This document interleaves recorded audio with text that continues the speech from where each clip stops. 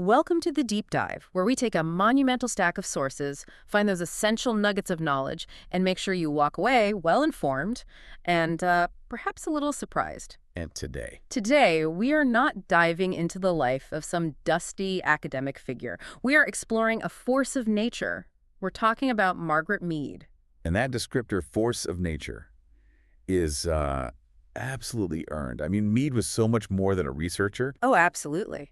For decades, she was anthropology's most significant public voice.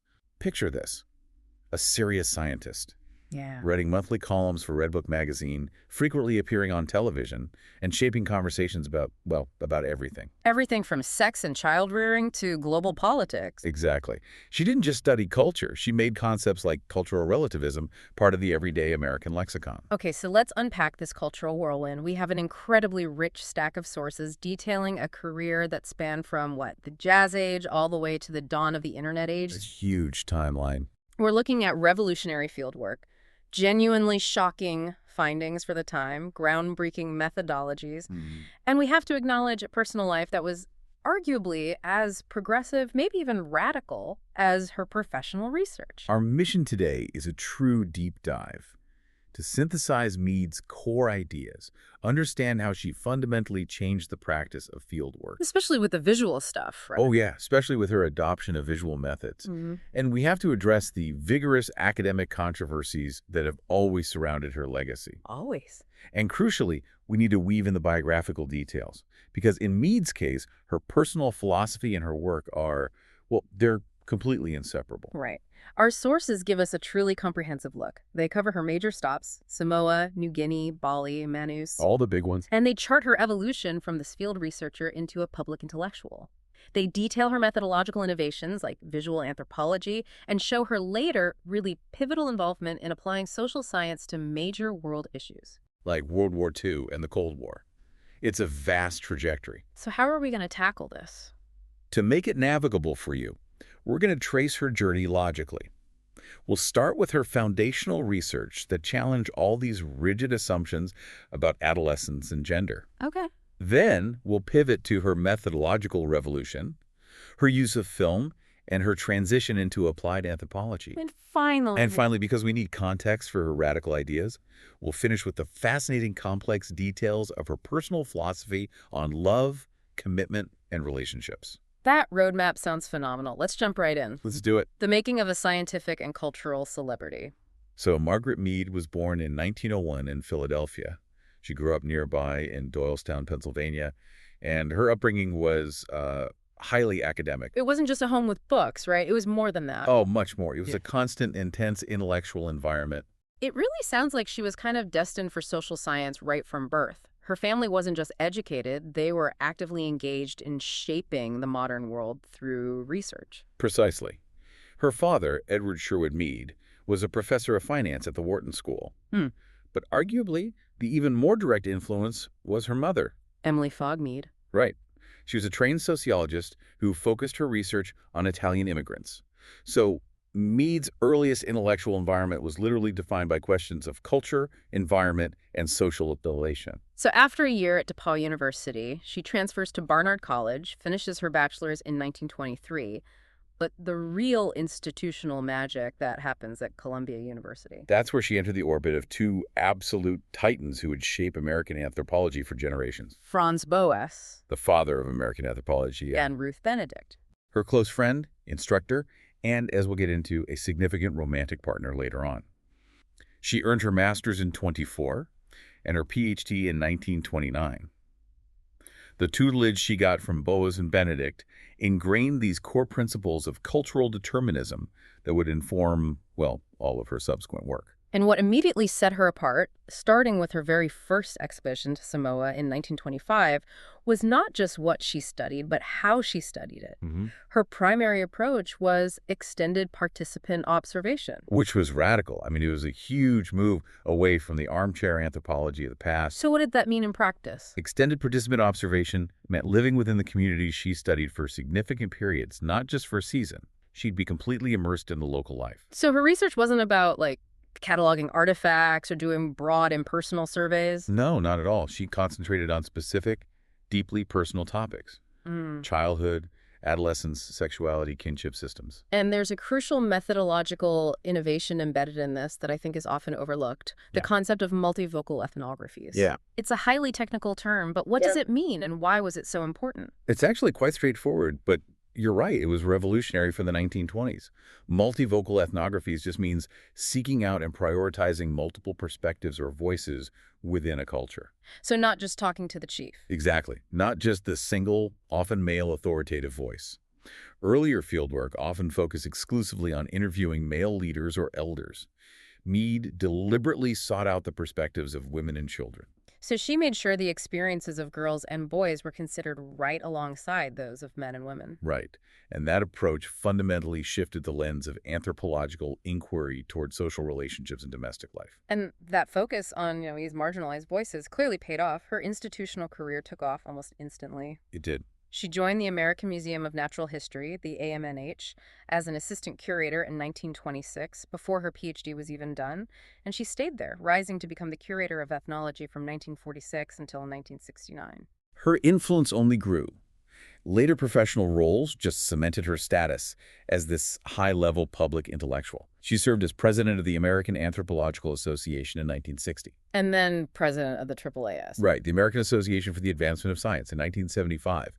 To lead the AAAS, which covers the entire spectrum of physical and social sciences, that just shows the incredible respect and public platform she commanded. We see that massive intellectual engagement and that willingness to challenge the establishment very early on, well before Samoa even, specifically around these contentious issues of race and intelligence in the mid-1920s. Yes, this is a cornerstone moment. In 1926, the debate around racial intelligence testing was raging. And it was often supported by some really flawed biased psychology, right? Used to argue for racial superiority. Deeply flawed. And Mead, barely out of grad school, publishes this powerful critique, The Methodology of Racial Testing, Its Significance for Sociology, challenging the entire structure of these assumptions. She basically questioned the integrity of the tests themselves, didn't she? Not just the results, but the methodology. Exactly. She raised three fundamental problems that just severely undermined any effort to claim racial differences in intelligence were,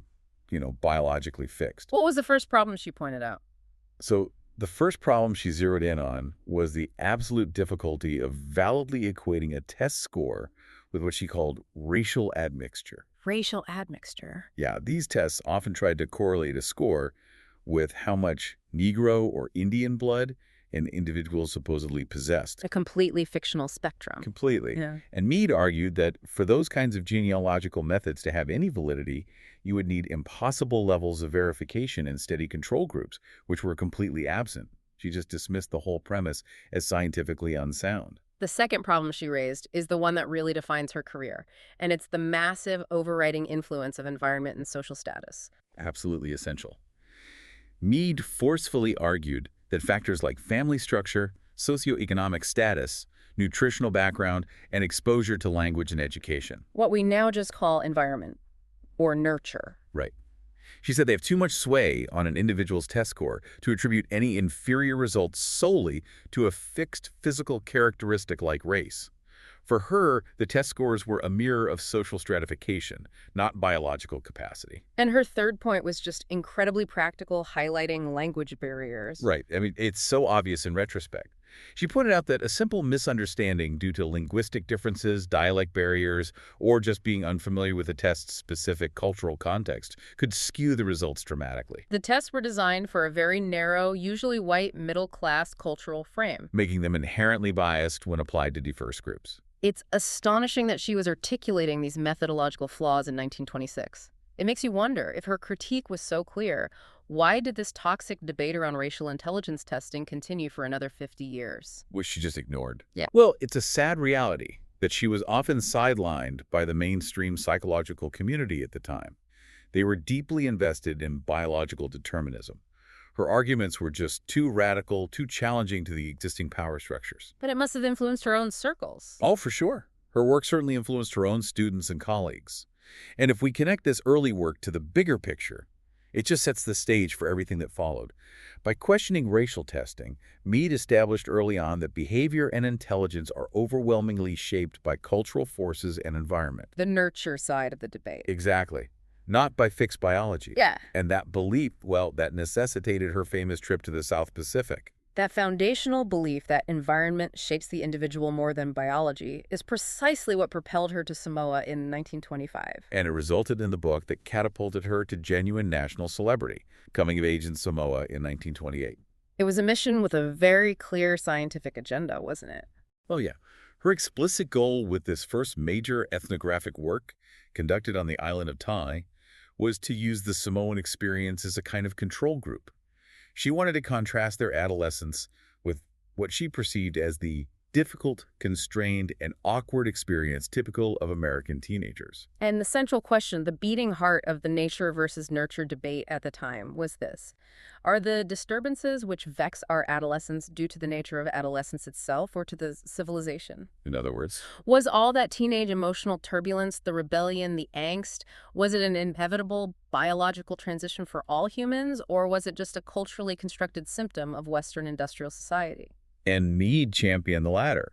She argued it was culture, not biology, causing the angst.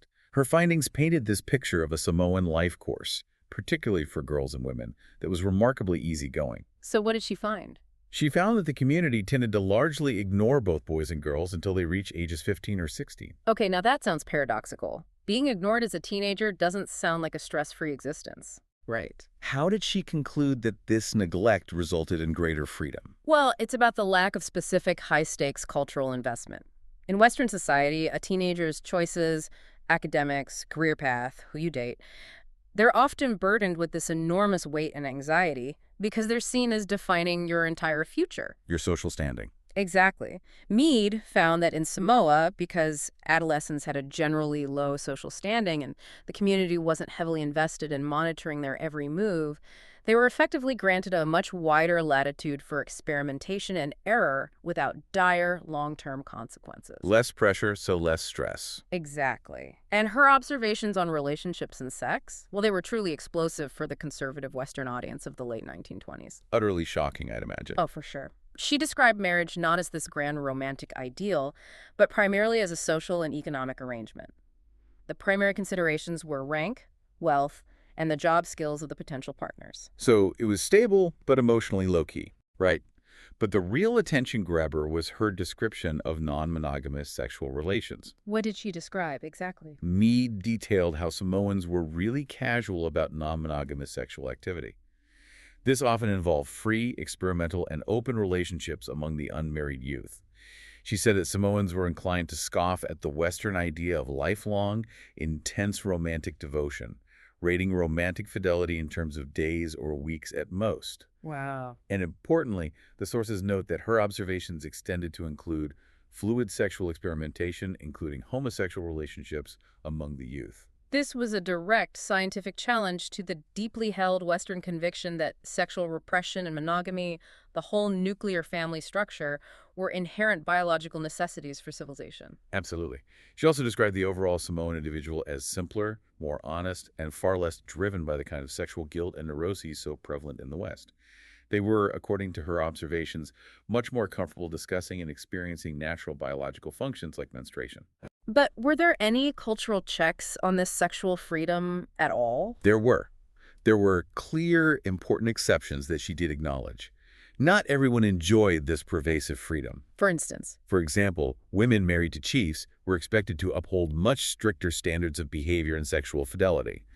And there was the ceremonial princess, the taupo. Right. Her title was crucial to village ritual, and her virginity was a strict cultural requirement. But for the vast majority of average adolescents, the contrast with the American experience was just profound. The American experience being one of intense psychological conflict over identity and sexuality. Precisely. And this incredible contrast, this apparent lack of teenage angst, is exactly what led to the enduring academic controversy that followed her reputation for decades. The Derek Freeman critique? This is one of the most famous and certainly the most acrimonious debates in 20th century anthropology. So who is Derek Freeman? He was a New Zealand anthropologist. He first did fieldwork in Samoa in 1940 and then returned for an extended study beginning in 1965.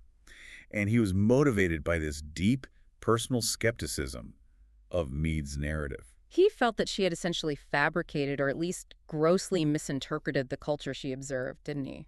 That was his core accusation. He published his major rebuttal in 1983, followed by a second book in 1999, attacking her findings almost immediately after her death. And what was his version of Samoa? Freeman claimed that Mead's portrait of a sexually liberated, easygoing society was a myth. He argued that the real Samoa was highly patriarchal, characterized by strict sexual repression, significant violence, and high rates of adolescent delinquency. How did he account for Mead's wildly different report? Did he think she was intentionally misleading people? Freeman suggested that Mead was potentially misled by her informants. The hoax theory. Right. He claimed two of her main informants later admitted they had played a joke on the young American researcher by exaggerating tales of sexual freedom. He also argued that Mead, eager to prove her mentor, Boas's theory of cultural determinism, That culture, not biology, shapes behavior. had missed or minimized the complex reality due to her own pre-existing academic bias. He used archival research, including missionary records, to support his claim that violence and repression were actually high. So we have this clear black and white conflict. One anthropologist says it's all easygoing nurture. Another says it's a harsh, repressive culture. How did the broader anthropological community ultimately settle this Mead-Freeman controversy? It was messy, and it became this canonical case study in the challenges of ethnographic authority and methodology, while the debate certainly tarnished Mead's public image. Especially because it was championed by conservative critics trying to discredit cultural relativism. Exactly. But the professional community has generally rejected Freeman's harshest, most sensational claims.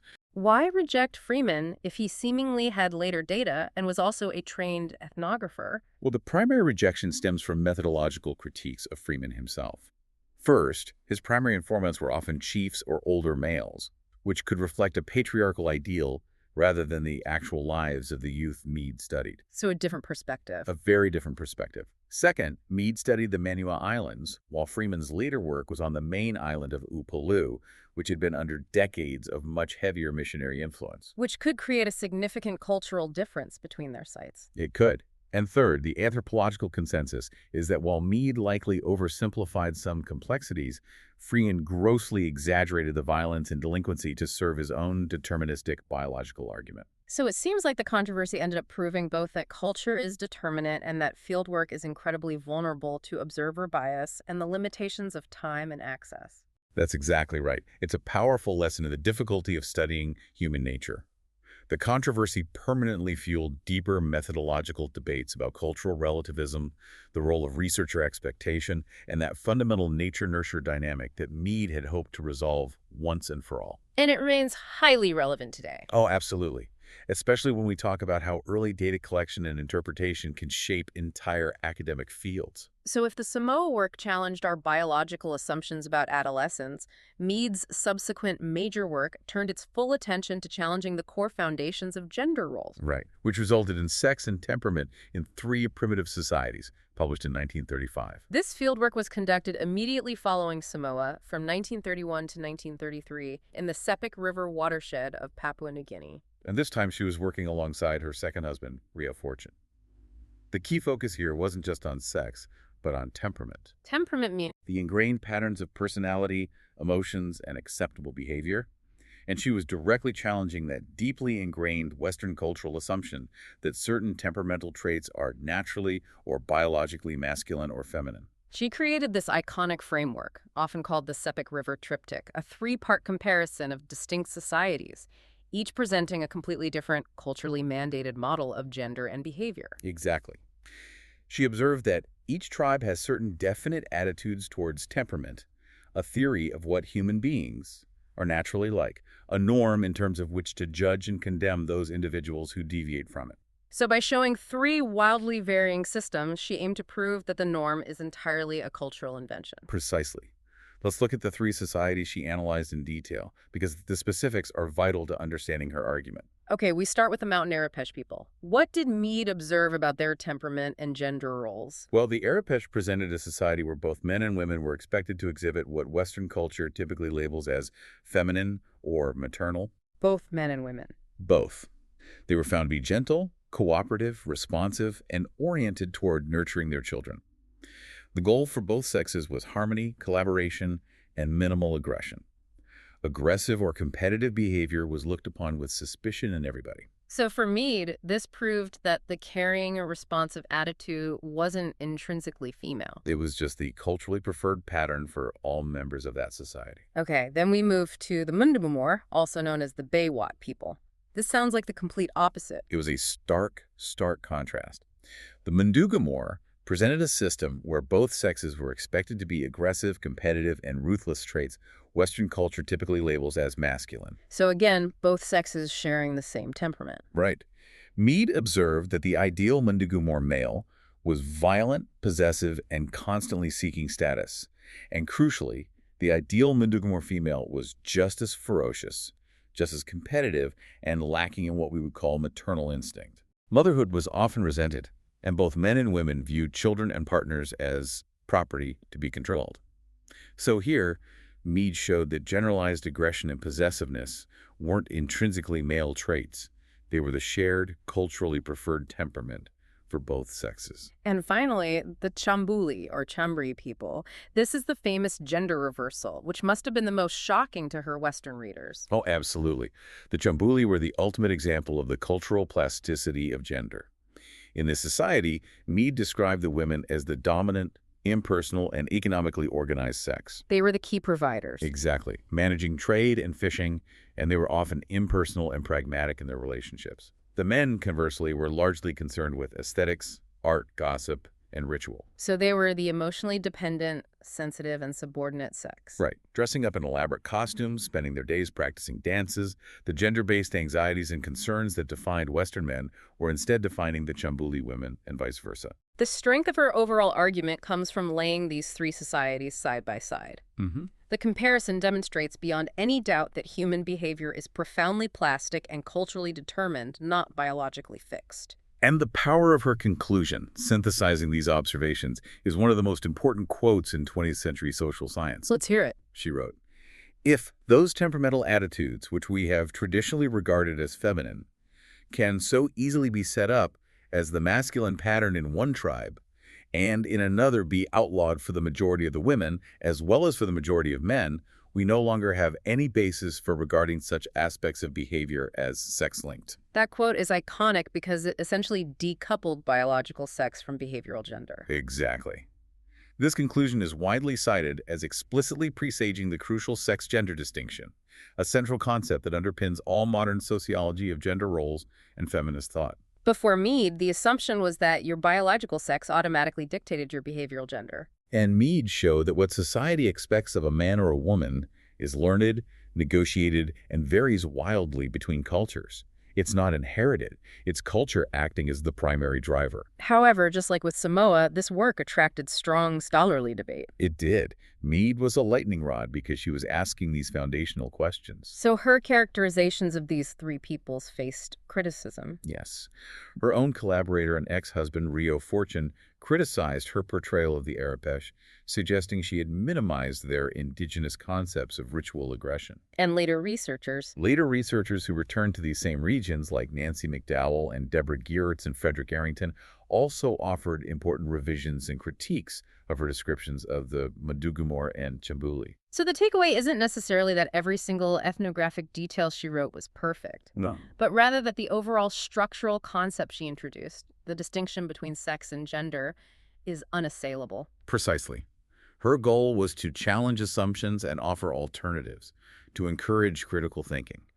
Her work forces us to question these deeply held norms, which is why, even if specific details are contested by later researchers, the conceptual foundation of sex and temperament remains one of the most influential ideas of the 20th century. It laid the groundwork for how we talk about identity and roles today. Absolutely. Following her revolutionary work on gender and temperament, Mead moved on to methodological innovation, which makes her an incredibly forward-thinking figure. Yeah. Her time in Bali led to her being rightly called the mother of visual anthropology. This was during her fieldwork from 1936 to 1939, and it was a deeply collaborative effort with her third husband, Gregory Bateson, a British anthropologist.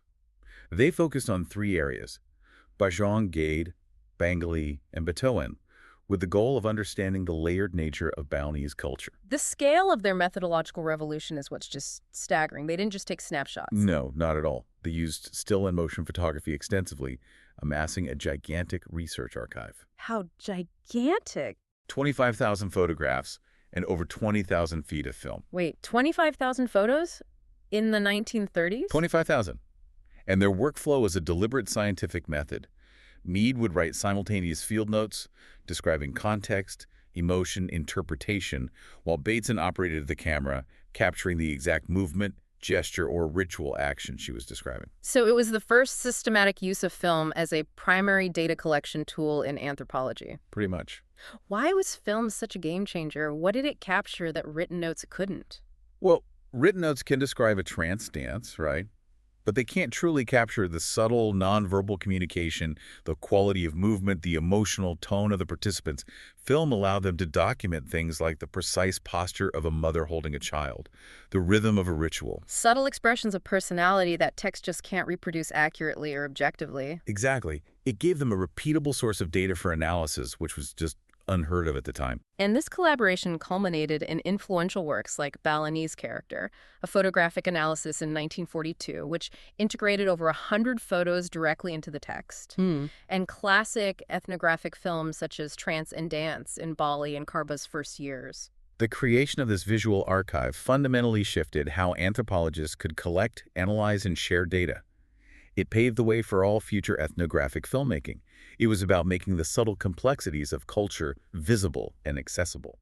But then the world plunged into war, and Mead quickly transitioned away from documenting far-off cultures to practicing applied anthropology on a massive scale. She shifted her focus entirely. To studying her own country and its enemies. This shift just demonstrates her unwavering belief that anthropology should be a tool for social transformation and policy. During World War II, she quickly turned her attention to studying American culture. That's the book, Keep Your Powder Dry? Right, an anthropologist looks at America in 1942. It was specifically aimed at supporting the war mobilization effort and helping Americans understand their own behavioral patterns in a time of stress. She also helped pioneer a fascinating, essential methodology during this period because travel was impossible, the culture at a distance method. This was a crucial wartime innovation. She organized the Columbia University Project, researching contemporary culture alongside Ruth Benedict. Since you couldn't send researchers into Nazi Germany or Imperial Japan, they developed a system detailed in the study of culture at a distance. So what were the specifics? How do you study a culture you can't visit? It meant using whatever cultural materials were available: films, national literature, propaganda, news reports, and critically, interviewing nationals of the culture who were living abroad. Like refugees or defectors? Exactly. They created these cultural profiles based on secondary sources. It was an imperfect method, sure, but it provided high-level psychological and cultural analyses that informed intelligence and policy decisions during the war. And this applied, policy-driven focus didn't end with World War II. It transitioned directly into the anxieties of the Cold War. Absolutely. Mead worked for the RAND Corporation. The U.S. Air Force-funded research organization. Right, from 1948 to 1950. Her specific assignment was to apply her culture at a distance methodology to study Russian culture and attitudes toward authority, trying to understand the Soviet mindset. And that led to the 1951 publication Soviet Attitudes Toward Authority. It did. This work just shows how integral cultural anthropology became to international policy and the geopolitical strategy of the early Cold War. It's incredible to think of her simultaneously studying Balinese trance dances and briefing the U.S. military on Russian authoritarianism. A huge range. And she also made this massive intellectual leap into the nascent field of systems thinking and cybernetics. That feels like a world away from ethnographic fieldwork. It does. But for Mead, it was a natural extension of communication theory. She was a key participant in the foundational Macy conferences on cybernetics, the study of control and communication in animals and machines, and she served as an editor of their proceedings. Her address to the American Society for Cybernetics was pivotal in the development of second-order cybernetics. We need to define that. What exactly is second-order cybernetics? Okay, so first-order cybernetics studies systems. Think of it as observing a thermostat adjusting a temperature. Okay. Second-order cybernetics is the study of self-observing systems. It's the thermostat observing itself, adjusting the temperature. Or, in human terms, the observer observing the observation. Precisely. For Mead, this was critical. It meant acknowledging that the anthropologist, the observer, is always part of the cultural system they are studying, influencing it and being influenced by it. So it's a philosophical leap that integrates the observer into the observed system. And it's directly relevant to the methodological critique she faced over Samoa. And this ambition to understand and structure communication, it even extended to her work with graphics. She tried to solve the problem of universal communication. With Glyphs, Inc. Right, a project she established with communications theorist Rudolf Maudsley in the mid-1960s. Their goal was incredibly ambitious, to create a universal graphic symbol language that would be instantly understandable by any culture, regardless of literacy or language. Like a globally shared set of emojis or the signs you see in an airport. That's a great analogy. She believed that cultural and linguistic barriers, though formidable, could be systematically overcome through design. Speaking of things that changed American life, her ideas, learned through her ethnological observations, directly impacted how generations of American children were raised. This is a profound domestic legacy. Mead's pediatrician was the renowned Dr. Benjamin Spock. The Dr. Spock. Yes. His book, Baby and Child Care, became the Bible for American parents. And Spock explicitly incorporated Mead's ideas, acquired from her ethnological observations, specifically about child feeding. Which observation did she apply directly? The idea of breastfeeding on the baby's demand, rather than rigidly following a strict schedule. Mead observed that many non-Western cultures raised children without the rigid clock-based schedule Western doctors often imposed. So she applied that directly to the American home. She did. She argued that a baby's needs should dictate the schedule. And this shift, promoted by Spock, fundamentally changed post-war American child-rearing practices away from rigid scheduling and toward greater responsiveness. Margaret Mead's professional life was defined by this revolutionary concept of cultural flexibility, and her personal life was, well, it was lived out as a testament to that progressivism. Absolutely. She was married 3 times, maintained a complex history of intimate relationships that reflected her explicit views on commitment, sexuality, and independence. Her personal history provides essential context for why she was so comfortable challenging traditional Western Victorian notions of marriage and fidelity in her academic work. She was testing the limits of cultural norms in her own life in real time. So let's start with her first marriage, 1923 to 1928, to Luther Cressman, a theology student who later became an anthropologist. Mead rather dismissively characterized this union as her student marriage in her autobiography, Blackberry Winter, Which he resented. The sources note that Cressman deeply resented this characterization. It suggests she viewed it as a temporary training relationship rather than a deep, lasting commitment.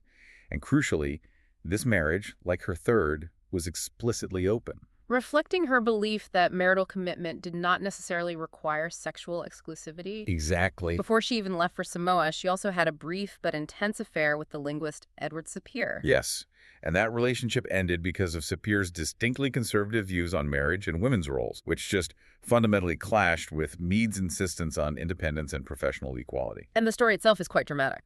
It is. She received news of Sapir's decision to remarry while she was conducting fieldwork in Samoa, and in this clear, symbolic act of severance, she burned their entire correspondence on a beach there. Wow. And it was also during this foundational period that she began a deeply significant long-term romantic relationship with her instructor, mentor, and close friend, Ruth Benedict. Sources indicate that Mead and Benedict had become lovers by late 1924, a bond that transcended professional mentorship.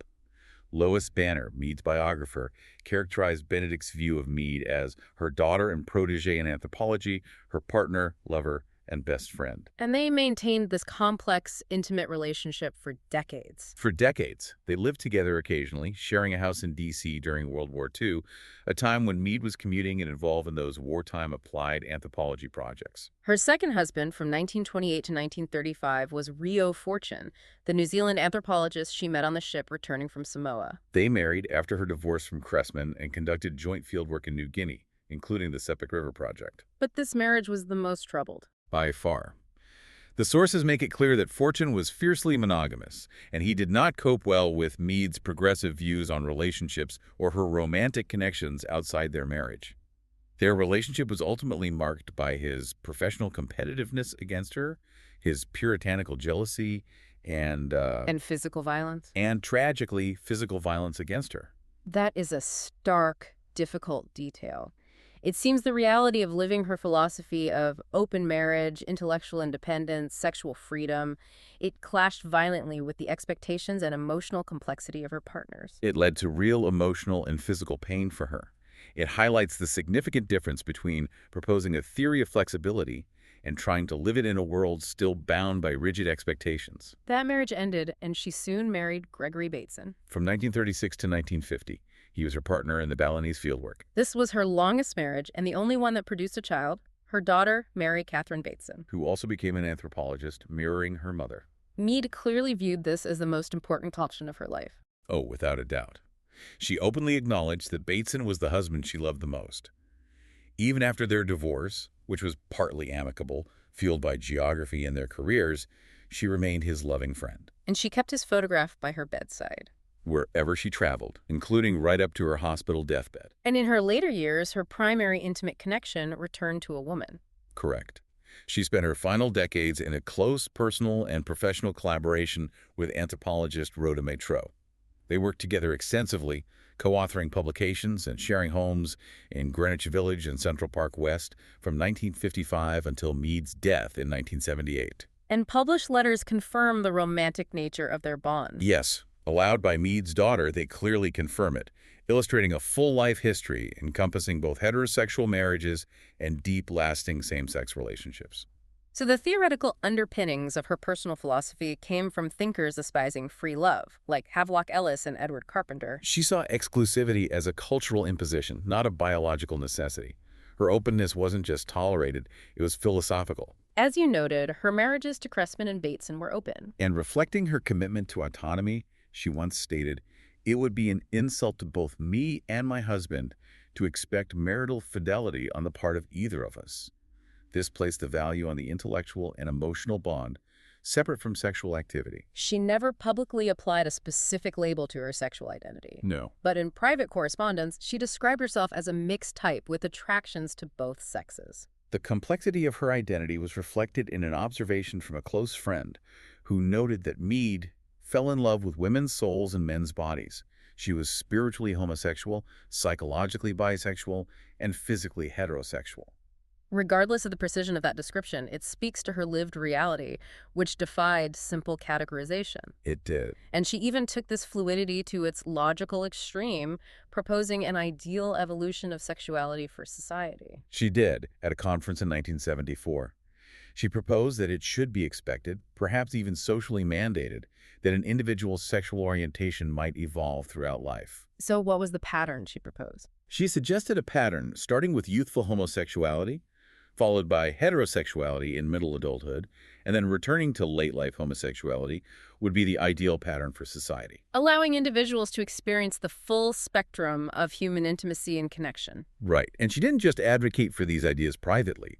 She used her massive public platform to normalize the discussion, which was revolutionary for the time. In that Red Book column, co-authored with Métraux, she explicitly brought the complexity of human sexuality into the American living room, writing, "What is new is not bisexuality, but rather the widening of our awareness and acceptance of human capacities for sexual love." What this entire history shows us is that Mead didn't just document cultural flexibility in remote islands. No, she lived it. She lived it in the heart of New York, using her own life to continually test the limits of what society considered normal regarding love, commitment, and identity.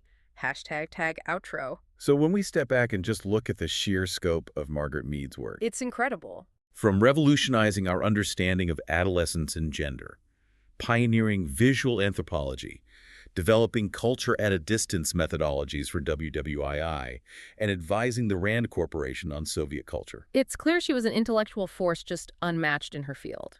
She took anthropology from an obscure academic pursuit and transformed it into a powerful, accessible public force.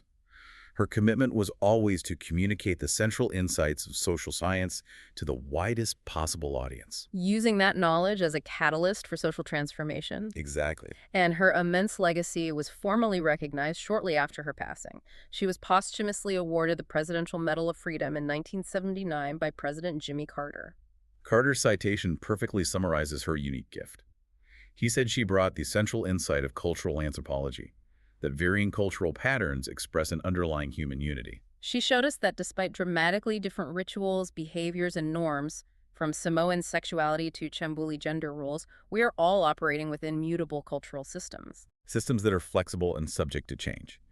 And today, her impact is celebrated annually at the American Museum of Natural History. With the Margaret Mead Film Festival. Right, featuring documentary films that continue her tradition of visual ethnography. Her entire life's work gives us a final, provocative thought to take away.